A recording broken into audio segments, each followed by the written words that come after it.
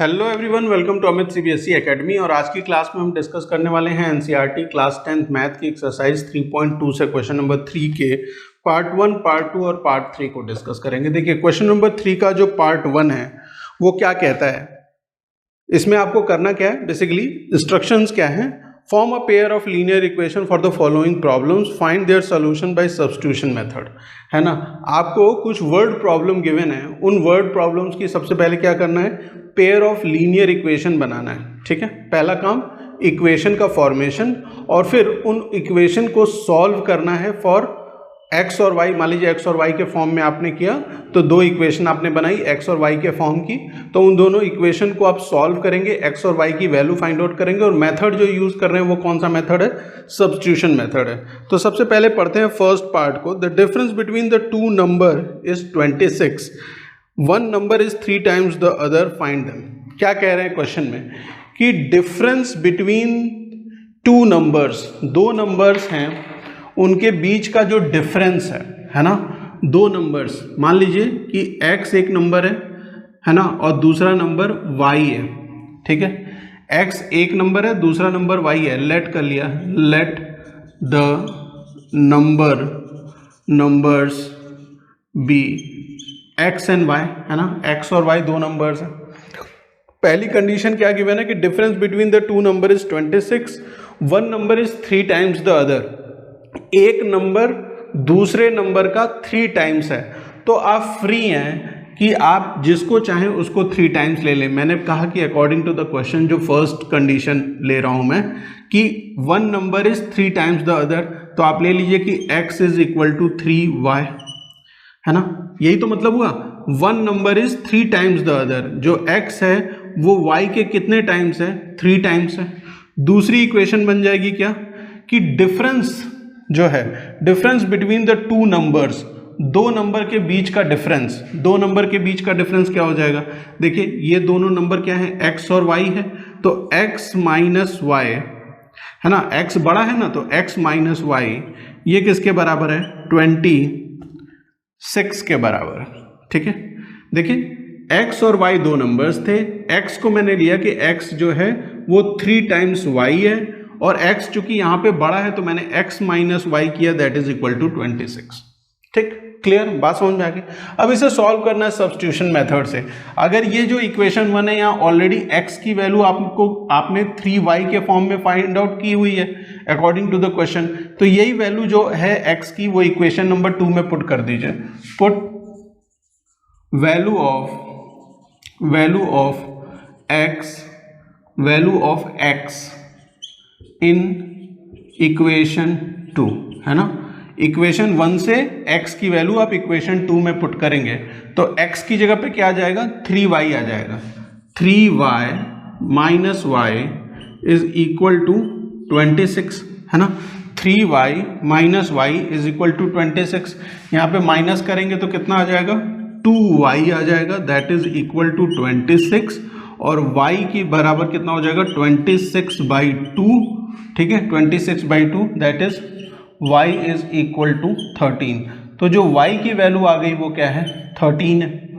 ठीक है, y 13 है। अगर y 13 है तो इन दोनों इक्वेशन में किसी भी इक्वेशन में, ठीक है, इन दोनों में से किसी भी इक्वेशन में y की वैल्यू पुट करके x की वैल्यू फाइंड आउट कर सकते हैं। मैं इक्वेशन नंबर 1 में पुट कर रहा हूं, है ना। Put value of y in equation 1, है ना। y की वैल्यू इक्वेशन 1 में पुट कर रहे हैं, तो x is equal to 3y मतलब 13 that is equal to what, 39। तो x की वैल्यू क्या आ गई, 39 आ गई। तो x आपने फाइंड आउट किया, क्या हो गया वो 39, x की वैल्यू क्या है, 39 है, और y की वैल्यू क्या है, 13 है। क्लियर है, बात समझ में आ गई। आपने क्या किया, सबसे पहले इक्वेशन का फॉर्मेशन किया और सब्स्टिट्यूशन मेथड से x और y की वैल्यू फाइंड आउट कर ली। क्लियर है, क्वेश्चन नंबर 1। क्वेश्चन नंबर 3 का फर्स्ट पार्ट, है ना, क्लियर है ये। क्वेश्चन नंबर 3 के सेकंड पार्ट को देखिए, थर्ड का सेकंड पार्ट है, the larger of two supplementary angles exceeds the smaller by 18 degree, find them, है ना। बात हो रही है यहाँ पे सप्लीमेंट्री एंगल्स की। What are supplementary angles? क्योंकि बिना ये जाने कि सप्लीमेंट्री एंगल्स क्या होते हैं आप इस क्वेश्चन को सॉल्व नहीं कर पाएंगे, है ना। तो कैसे, क्या होता है सप्लीमेंट्री एंगल्स? क्लास 7th में पढ़ा था सप्लीमेंट्री एंगल्स, कॉम्प्लीमेंट्री एंगल्स, ये पहले की क्लासेस में पढ़ा हुआ है। अगर दो एंगल्स हैं, मान लीजिए एक एंगल ए है और दूसरा एंगल बी है, ठीक है, इन दोनों एंगल का सम, है ना, अगर एंगल का सम 180 डिग्री के बराबर है तो आप कहेंगे कि ये सप्लीमेंट्री एंगल्स हैं, ठीक है। अगर एंगल का सम, है ना, एंगल का सम 90 डिग्री के बराबर है तो आप कहेंगे कि ये कॉम्प्लीमेंट्री एंगल्स है, ठीक है। रिवाइज हो गया। सप्लीमेंट्री एंगल्स क्या होते हैं, कॉम्प्लीमेंट्री एंगल्स क्या होते हैं? वो एंगल्स जिनका सम क्या होगा, 180 डिग्री के बराबर होगा तो वो सप्लीमेंट्री एंगल्स होंगे। वो एंगल्स जिनका सम 90 डिग्री के बराबर होगा वो कॉम्प्लीमेंट्री एंगल्स हो गए। यहाँ क्या बात हो रही है? सप्लीमेंट्री एंगल्स की बात हो रही है। तो सबसे पहले आप क्या करिए, लेट कर लीजिए, let the supplementary angles be x and y where x is greater than y, ठीक है। सप्लीमेंट्री एंगल्स क्या है? x और y है, जहां पे x क्या है, ग्रेटर है किससे, y से बड़ा है, ठीक है। तो पहली कंडीशन क्या होती है, फर्स्ट कंडीशन क्या होती है कि इन दोनों का सम क्या होना चाहिए, 180 के बराबर होना चाहिए, है ना। इन दोनों का सम किसके बराबर होना चाहिए, x प्लस वाई, ये किसके बराबर होगा, 180 के बराबर होगा, ठीक है। दूसरी कंडीशन वो क्वेश्चन में गिवन है कि जो लार्जर एंगल है वो एक्सीड करता है स्मॉलर एंगल से, लार्जर एंगल एक्सीड करता है स्मॉलर एंगल से कितना, 18, है ना। तो x लार्जर है minus Y is equal to 18। Clear? ये दो इक्वेशन आ गई।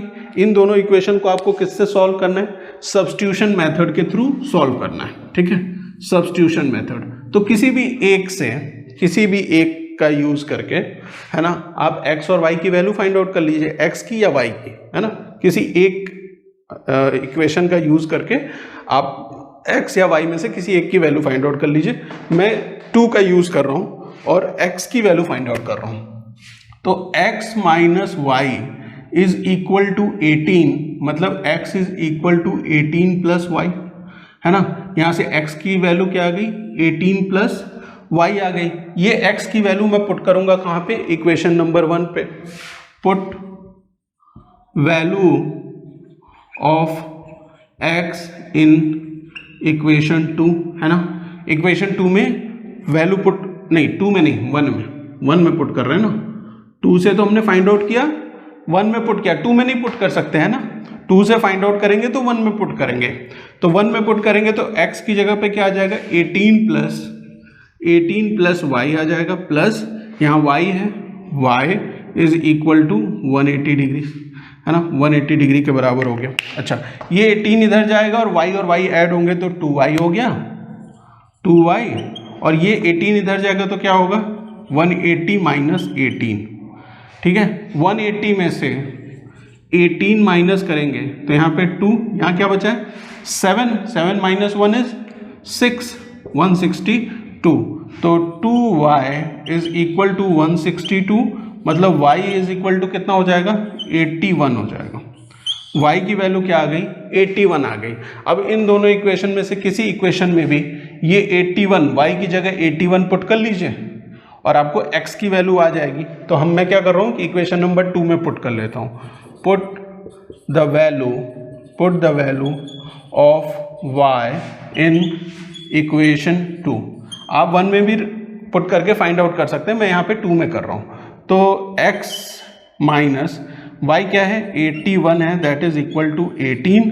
ये 81 इधर जाएगा तो ऐड हो जाएगा, तो 18 प्लस 81, 18 प्लस 81 कितना होता है, 99 होता है ना, 99। तो x की वैल्यू क्या हो जाएगी, 99 हो जाएगी। ये क्या है, ये भी डिग्रीज में है और ये भी क्या है, ये भी डिग्रीज में है। तो x और y की आपने वैल्यू फाइंड आउट कर ली इन दोनों कंडीशन के लिए, ठीक है।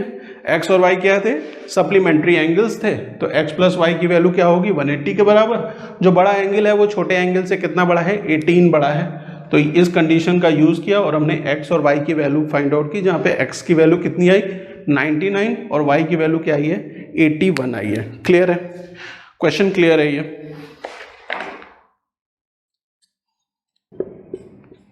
देखिए थर्ड पार्ट क्या कहता है, coach of a cricket team buys 7 bat and 6 ball for ₹3,800. Later she buys 3 bats and 5 ball for 1,750. Find the cost of each bat and ball. ठीक, बात समझ में आई। यहाँ पे क्या कह रहे हैं कि 7 बैट खरीदे गए हैं और 6 बॉल खरीदी गई हैं। पहली कंडीशन देखिए, पहली कंडीशन में 7 बैट और 6 बॉल्स ये खरीदे गए हैं, 7 बैट्स एंड 6 बॉल्स। इसकी कॉस्ट कितनी है बेटा, इसकी कॉस्ट है 3800, है ना, 3800 रुपीज। इसी तरीके से सेकंड कंडीशन में क्या है, 3 बैट्स हैं, 3 बैट्स और कितने बॉल्स हैं, 5 बॉल्स हैं, 5 बॉल्स हैं और इसकी कॉस्ट क्या है ₹1750। ठीक, हमें इसके लिए क्या करना है, इस क्वेश्चन में पेयर ऑफ लीनियर इक्वेशंस बनाना है और उन पेयर ऑफ लीनियर इक्वेशन को क्या करना है, सॉल्व करना है फॉर x एंड y। मतलब आपको फाइंड आउट करनी है क्या, कॉस्ट फाइंड आउट करनी है, find the cost of each bat and ball, है ना, बैट और बॉल की कॉस्ट फाइंड आउट करनी है। तो 7 बैट और 6 बॉल खरीदी गई 3800 में, 3 बैट 5 बॉल खरीदी गई कितने में, 1750 में। तो अगर बैट की कॉस्ट, 1 बैट की कॉस्ट, है ना, कॉस्ट ऑफ 1 बैट, है ना, एक बैट की कॉस्ट अगर है x और कॉस्ट ऑफ 1 बॉल अगर वो है y, ठीक है, तो इन दोनों कंडीशन के अकॉर्डिंग, इन दोनों कंडीशन के अकॉर्डिंग क्या आप ये बता सकते हैं कि हमारी जो इक्वेशंस आएंगी वो क्या आएंगी।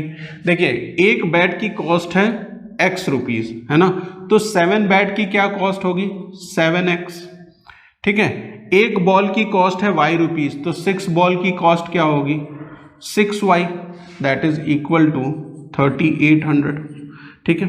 इसी तरीके से सेकंड वाले केस में 3 बैट की कॉस्ट क्या होगी x रुपीज, एक बैट की कॉस्ट है तो 3 बैट की 3x और 5 बॉल्स की क्या हो जाएगी 5y हो जाएगी, ठीक है। 5 बॉल की क्या होगी 5y हो जाएगी और दैट इज इक्वल टू 1750, ठीक है। आपके पास 2 इक्वेशंस हैं, ये इक्वेशन 1 है, ये इक्वेशन 2 है। यहाँ से आपको क्या करना है x और y की वैल्यू फाइंड आउट करना है with the help of substitution method, है ना।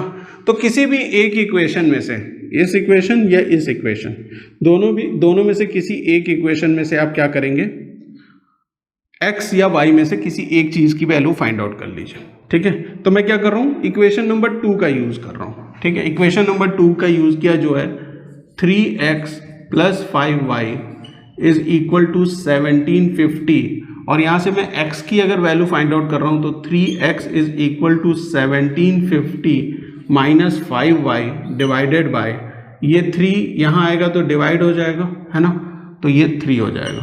x is equal to 1750 minus 5y by 3, ठीक। अब ये जो x की वैल्यू है मैं कहाँ पुट करूँगा, 2 से फाइंड आउट किया तो 1 में पुट करूँगा, put value of x in equation 1, ठीक है। 2 से फाइंड आउट किया तो इक्वेशन नंबर 1 में पुट कर दिया, तो x की जगह पे आप क्या लेंगे 1750 माइनस 5y बाई 3, तो 7 इंटू 1750 माइनस 5y बाई 3, फिर क्या आ जाएगा plus 6y that is equal to 3800। Clear है, कोई दिक्कत? अच्छा, अब देखिए जरा ध्यान से, 7 से अंदर में मल्टीप्लाई कर लीजिए, ठीक है। 7 से अंदर में मल्टीप्लाई कर लीजिए तो 1750 में अगर आप 7 से मल्टीप्लाई करेंगे तो 7 0 0, 7 5 35, 3 कैरी कर दिया, 7 7 49 प्लस 3 इज 52, 2 लिखा 5 कैरी कर दिया और 7 1 7 और 5 दैट इज 12, ये कितना हो गया 12,250, 12,250 माइनस 7 इंटू 5 इज 35y, ठीक है। पूरे के में क्या आ जाएगा यहाँ पे 3 plus 6y is equal to 3800, ठीक, क्लियर, कोई दिक्कत नहीं। अच्छा एलसीएम ले लीजिए, देखिए इसको ऐड करेंगे तो एलसीएम लेना पड़ेगा, 3 एलसीएम आ जाएगा, तो यहाँ पे 3 एलसीएम आ गया, ठीक है, 3 एलसीएम, तो यहाँ पे क्या हो जाएगा 12,250 माइनस 335y प्लस यहाँ पे क्या होगा 6 3 जा 18, 18y इज इक्वल टू 3800, ठीक, क्लियर, क्लियर है, कोई दिक्कत नहीं। अच्छा इस चीज को मैं यहां पे ले आ लेता हूं,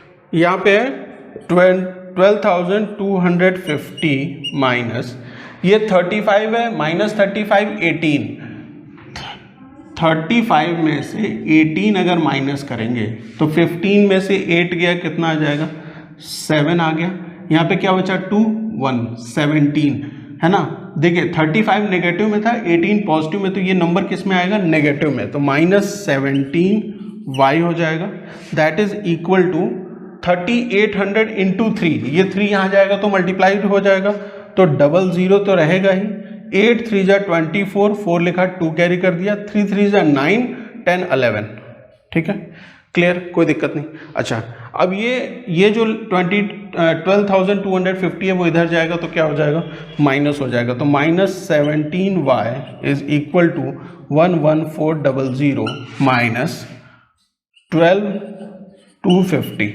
12,250 में से अगर आप 400 माइनस करें, ठीक है, तो क्या होगा यहाँ पे 0, यहाँ 5, यहाँ क्या आ जाएगा 2 से तो 4 माइनस नहीं होगा तो 12 करना पड़ेगा, तो 8 आ जाएगा, ये भी 0 ये भी 0, 850 आया।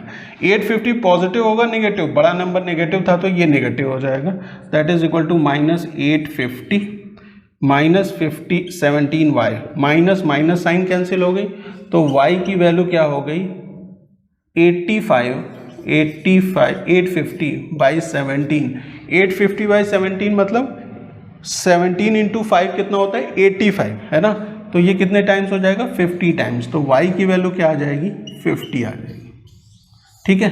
तो यहां से आपने क्या फाइंड आउट कर लिया, y की वैल्यू फाइंड आउट कर ली 50, ठीक है, y की वैल्यू कितनी है 50 है। एक बॉल की कॉस्ट कितनी है, बॉल की कॉस्ट वो 50 रुपीज़ है, ठीक है, बॉल की कॉस्ट 50 रुपीज़ है। अब आपको क्या फाइंड आउट करना है, अब आपको फाइंड आउट करना है बैट मतलब x फाइंड आउट करना है x, तो इन दोनों में से किसी में पुट कर लीजिए, मैं क्या कर रहा हूँ ये सेकंड वाले में पुट कर रहा हूँ यहाँ पे, है ना, put value of y in equation 2, है ना, 2 में पुट करिए तो 3x plus 5 into 50 250 is equal to 750, ये 250 इधर जाएगा तो माइनस हो जाएगा, तो 3x इज इक्वल टू कितना हो जाएगा ये 1500 के बराबर, x is equal to what 1500 divided by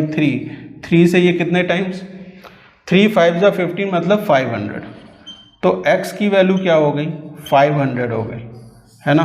तो एक बैट की कॉस्ट ये जो x है वो कितनी है 500 है, और एक बॉल की कॉस्ट कितनी है 50 है। क्लियर है, बात समझ में आ गई, क्वेश्चन क्लियर है आपको, क्वेश्चन क्लियर है, कहीं कोई दिक्कत। तो इस तरह से आप क्वेश्चन को सॉल्व कर सकते हैं, है ना। जो इन्फॉर्मेशन दी हुई है उससे आप सबसे पहले क्या फाइंड आउट करेंगे, पेयर ऑफ लीनियर इक्वेशन, और उन पेयर ऑफ लीनियर इक्वेशन को भी किस मेथड से सॉल्व कर रहे हैं, सब्स्टिट्यूशन मेथड से। क्यों, क्योंकि हमारे क्वेश्चन में गिवन था कि आपको इस क्वेश्चन को कैसे सॉल्व करना है, सब्स्टिट्यूशन मेथड से। मिलते हैं नेक्स्ट क्लास में जहां पे हम क्वेश्चन नंबर 4, क्वेश्चन नंबर 5 मतलब 3 का 4th पार्ट, 5th पार्ट और 6th पार्ट सॉल्व करेंगे। Thank you for watching.